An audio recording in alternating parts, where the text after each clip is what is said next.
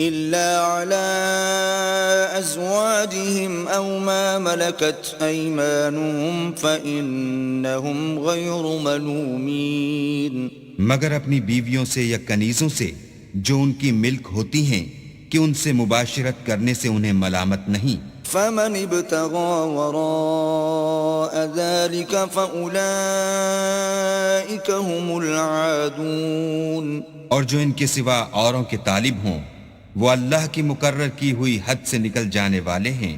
والذين هم لأماناتهم وعهدهم راعون اور جو امانتوں اور اقراروں کو ملحوظ رکھتے ہیں. والذين هم على صلواتهم يحافظون اور جو نمازوں کی پابندی کرتے ہیں. أولئك هم الوارثون یہی لوگ میراث حاصل کرنے والے ہیں.